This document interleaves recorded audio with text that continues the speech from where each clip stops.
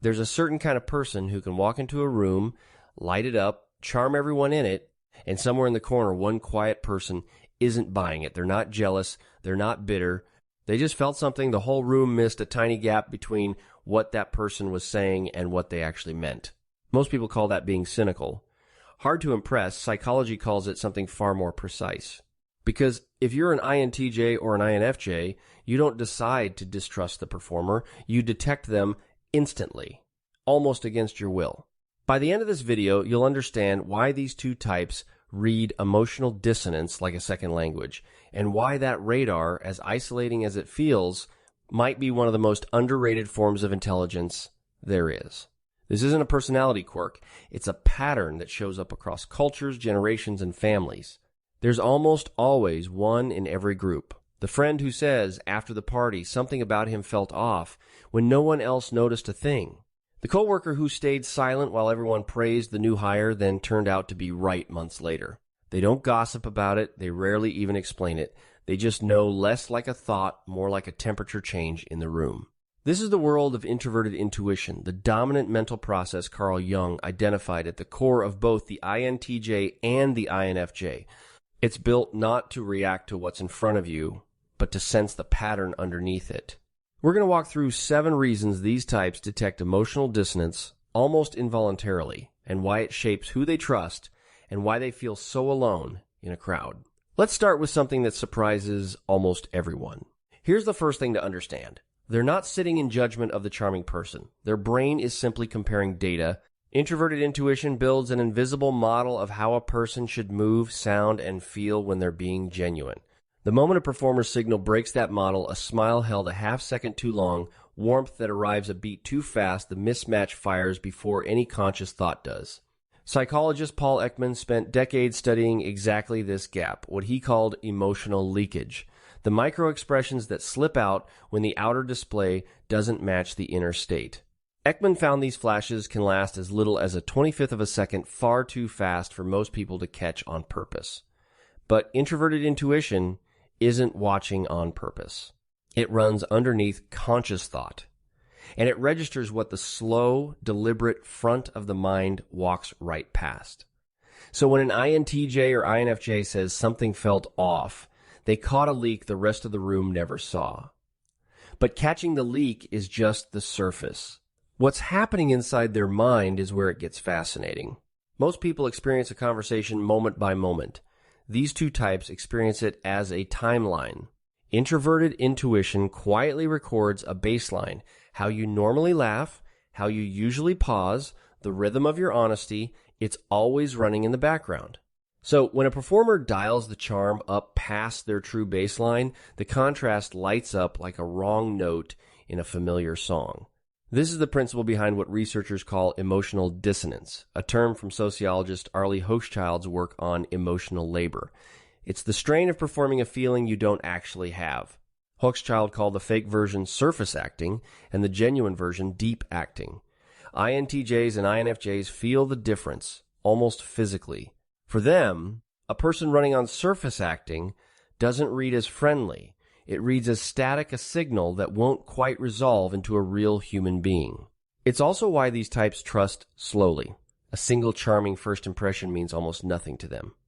They're waiting to see whether the timeline holds, whether the warmth survives the moment it stops being useful. Most people are won over in minutes. These two are still quietly collecting evidence weeks later. Now here's where it gets more complicated because the two types don't detect it the same way. This is the nuance most people miss.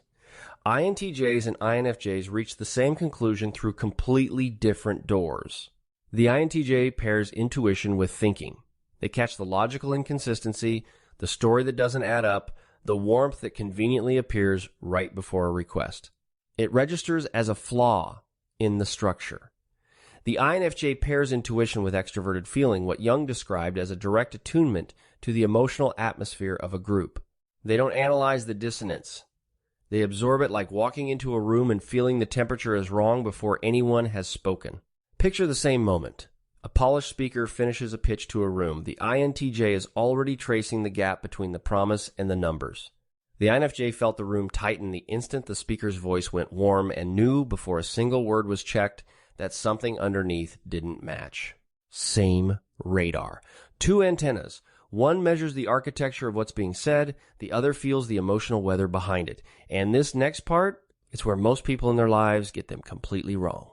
Because they can't always explain how they know, the people around them often dismiss it. You're overthinking it. You're too suspicious. They hear it constantly, and many learn to silence the signal just to fit in. Research on highly perceptive people, including Elaine Aron's work on the sensitive nervous system, shows some minds genuinely process emotional detail more deeply than others. It isn't anxiety. It's higher resolution. They're not seeing threats that aren't there. They're seeing data others are filtering out. And there's a quiet loneliness in being right too often. When you warn someone gently and they don't listen, then watch it play out exactly as you sensed. You learn to stop warning people. You just brace and wait and carry the knowing alone. So when they finally stop apologizing for their read on people, something shifts. The problem was never their perception. It was everyone asking them to turn it down. If you're the kind of person who pays attention to what's underneath people, not just what they say, but the gap between the words and the truth, and you're still here, that tells me something about you. It would mean a lot if you hit subscribe. We put out videos like this every week, real psychology, explained in a way that finally makes sense. Here's the part that doesn't get talked about nearly enough. This radar has no off switch.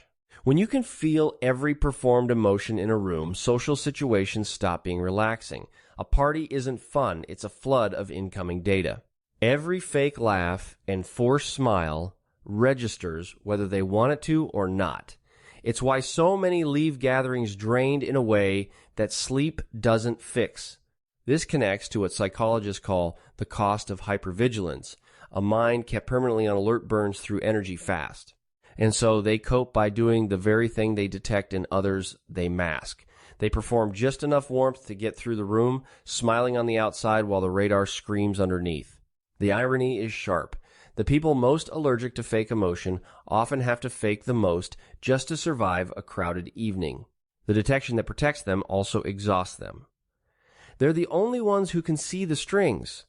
And almost always, this didn't start in adulthood. But this is the root underneath all of it. For many of these types, detecting dissonance wasn't a gift they were born using. It was a skill they were forced to develop.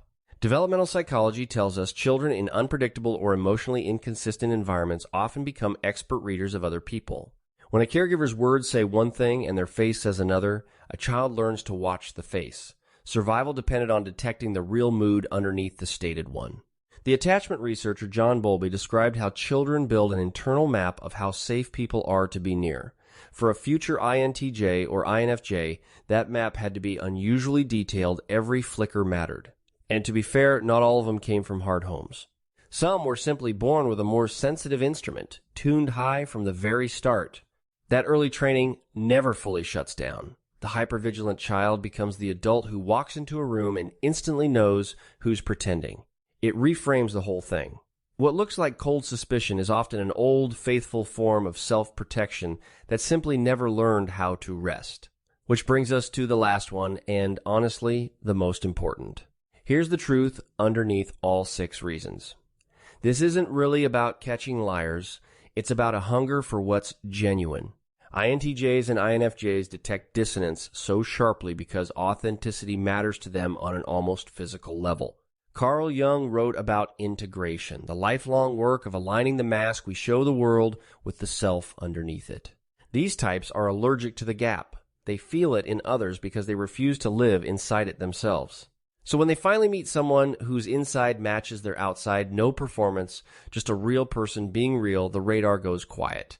And the relief is enormous. It's also why they'd rather have 2 real friendships than 20 pleasant ones. A wide social circle just means more signals to scan. A few genuine bonds mean somewhere, finally, the radar is allowed to sleep. That's the secret almost no one understands about them. They're not looking for someone to impress them. They're looking for someone they don't have to decode. So the next time you watch a charming person work a room and you notice one quiet person in the corner who isn't quite buying it, you'll know what you're actually looking at. You're not looking at someone bitter or jealous or impossible to please. You're looking at a mind that records the truth beneath the performance. A mind that built its radar in rooms where reading the real mood mattered, and that pays for its clarity with an exhaustion most people never see. They aren't too suspicious. They're tuned to a frequency the rest of the world rounds off. He isn't paranoid. She isn't cold. They're built for depth and starving for the real. If this resonated, I put together a video on why INFJs feel so alone. Even in good relationships, it hits the same nerve from a different angle. It's right here when you're ready.